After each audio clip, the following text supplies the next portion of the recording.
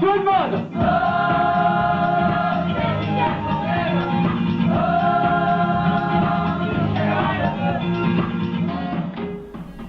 Tu peux être débile et danser, tu peux être un gros intello et danser, tu peux être pauvre et danser, enfin c'est tout le monde peut danser et tous ensemble. C'est un concept fabuleux la danse, c'est un des plus beaux concepts artistiques qui soit. Et ce que tu remarques dans la danse, c'est que c'est pareil, ça a été volé par l'élite artistique pour en faire quelque chose d'élitiste, d'intellectuel, de sérieux. Et maintenant, la danse, voilà, c'est au Théâtre du Châtelet, c'est quelque chose que tu regardes. La danse, c'est quelque chose que tu ne dois pas regarder. La danse, ça se pratique. Et donc, moi, quand je me suis penché sur le sujet de la danse, c'était de rendre la danse au peuple. Je partage, moi, sa philosophie, qui est de faire danser tous les danseurs, surtout les mauvais. Il a cette capacité à décomplexer. Voilà, les gens sur la danse, qui n'est pas quand même forcément évident. Mais avec son personnage, il a réussi à faire ça. Ça m'intéresse vachement de faire comprendre aux gens que le ridicule ne tue pas, au contraire, et qu'en partant du ridicule, on peut commencer à se libérer, être bien et danser avec beaucoup plus de plaisir, en fait, oublier le regard des autres. Je suis plein de complexes, donc du coup, quand je fais Michel Vedette, je décomplexe tout. Effectivement, ça doit s'étaler partout et donner cette ambiance décomplexée. Ah, le costume argenté, c'est extraordinaire. Le mec, il est ridicule parce qu'il est gros, il est ventru et tout ça. En même temps, il a un costume de Las Vegas. Tu dis, mais si ce mec, il est là, bah, c'est bon, je peux me lâcher, quoi. J'ai le droit.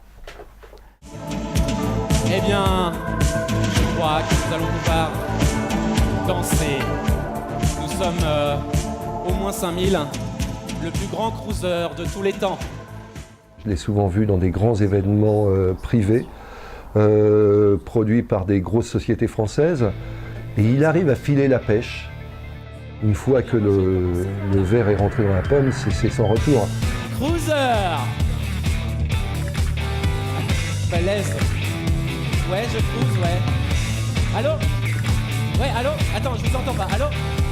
Allô? Une fête ce soir? D'accord, bah, je vais d'abord me recoiffer.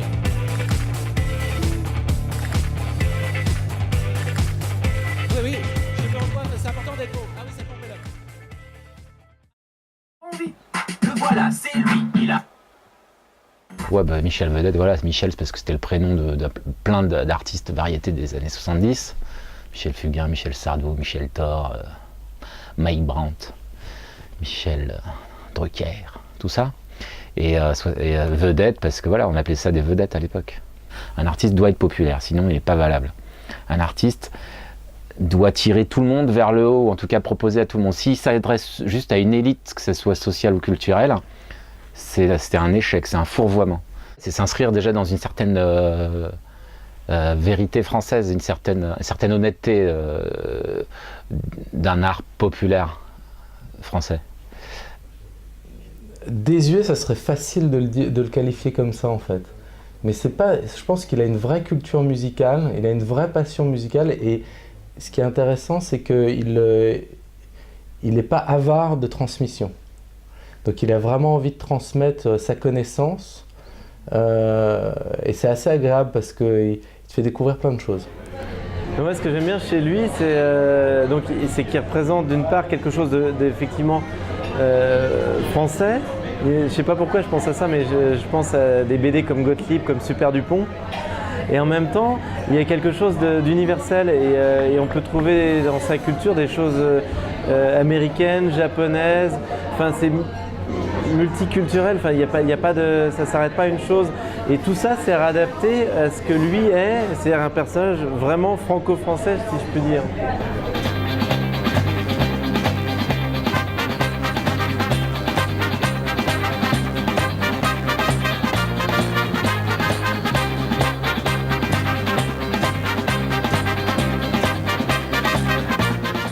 Première rencontre dans le cadre d'une expo, parce qu'à l'époque il dessinait, c'était déjà un artiste. Il dessinait notamment pas mal de croquis à base de cul et de chatte, une de ses passions. Et j'avais accroché sur son approche du dessin limite pornographique, soi-disant érotique.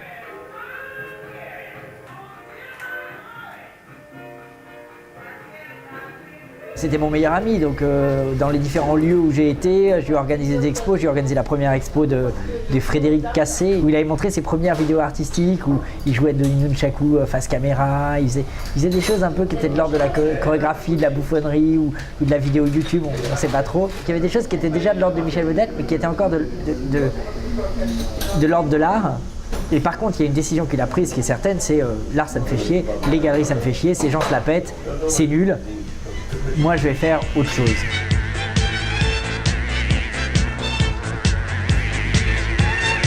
Ça c'est l'effet Michel Vedette. C'est vrai que Michel Vedette est peut-être du coup né dans cette atmosphère-là. Genre dans cette atmosphère de milieu hyper branché, parce que donc en 99-2000, Paris, c'était un peu le centre de la branchitude, de l'artistique et de la mode, limite mondiale. Et donc je me sentais vraiment ringard quelque part, et en même temps paradoxalement que je me sentais ringard, je me sentais carrément, je me disais mais c'est ridicule tout ça, c'est rien du tout. Et Michel Vedette est sûrement né de ça, de cette espèce de sensation.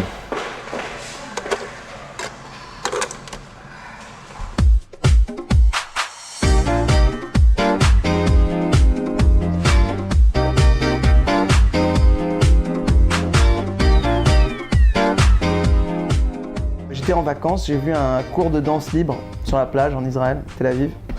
Tous les samedis, ils font des espèces de grands cours de danse collectifs comme ça, où n'importe qui peut débarquer. Il y avait des danses autour du coucher de soleil. Et avec tous les âges confondus, j'ai trouvé ça top. Et puis il y avait une partie un peu comme ça, un peu structurée, un peu faites ce que vous voulez. Et j'en ai parlé à Fred. Et puis on s'est dit, ah, ce serait bien, quelque chose comme ça et tout. Et puis c'était l'ouverture du Baron. L'idée de départ, c'était vraiment comme on faisait chez moi, les fêtes, où on était une petite bande, une quinzaine, où on s'éclatait et où on n'était pas timide dans le fait de danser, on pouvait se lâcher, quoi.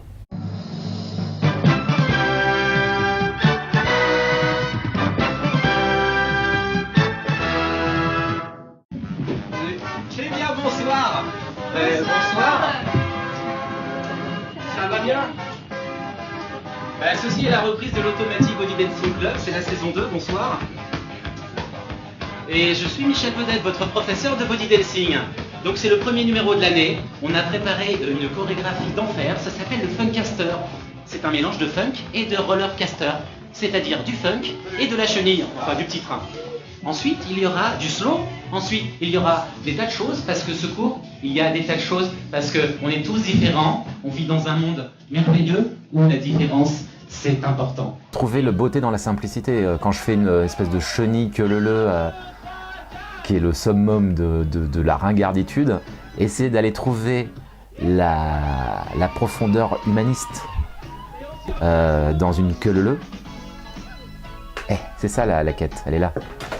Ce paradoxe, ça, c'est qu'au final, voilà, il n'y a plus de social. Comme j'ai ce complexe social, il faut qu'il disparaisse. Donc un mec, une personne qui est overbourge, qui vient, c'est plus la personne overbourge qui vient, c'est la personne tout court, c'est l'homme.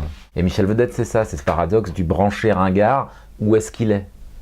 Comme un bonneto. Elle est où? Il est où le branché? Il est où le ringard? Hein? Nous allons maintenant passer un grand titre, une grande chanson française, sur lequel vous allez danser, mais sur le thème de la séparation. Je veux que tu me reviennes.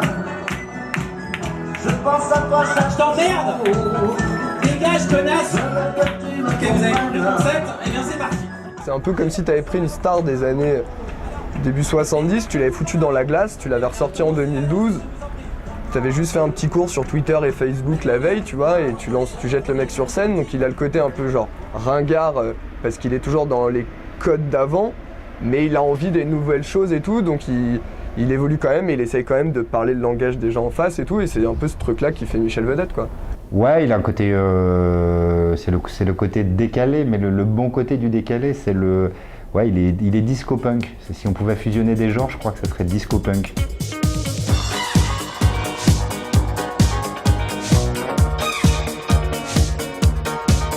Comme un aigle, dans la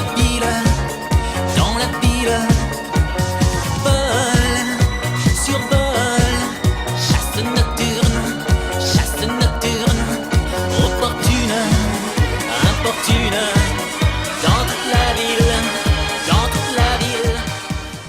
c'est juste quelqu'un qui vit ce qu'il a envie d'être.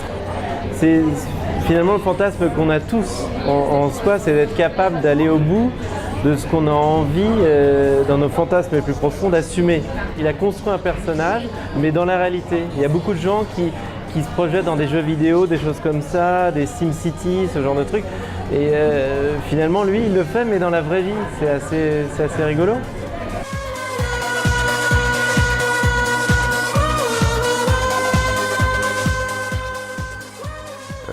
C'est un produit unique, du coup, un produit artisanal qui grandissait chaque jour. Enfin, c'est un individu à part entière, ouais, artiste. Moi, j'aimais bien ces collections de photos de vacances, j'aimais bien ces autres projets. Je pense que Michel Vedette, c'est le plus commercial et qu'il a besoin de vivre. Donc peut-être que c'est pour ça que c'est devenu un produit qu'il a cherché à transformer en produit pour être vendable. Salut les filles. Salut Michel. C'est pour la salsa? Ouais. C'est par ici.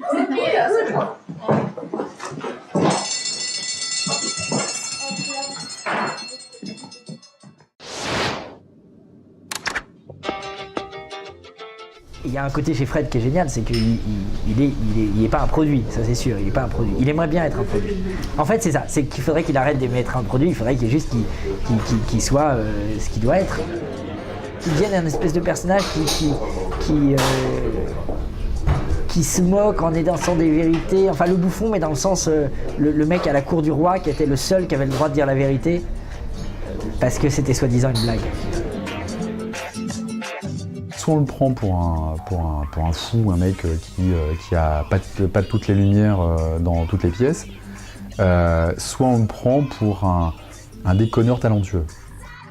Je pense qu'il n'est pas pris au sérieux et je pense que lui-même ne se prend pas au sérieux et qu'il a maintenant autour des 45 ans et que comme tout vrai artiste, il continue à développer son art en se disant justement qu'il en a rien à foutre et qu'il reste dans son studio et que demain ça serait une star et puis voilà.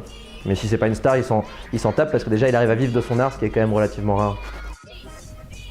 Bah au début j'ai l'impression que c'est plus une blague et là je sais pas. C'est ça.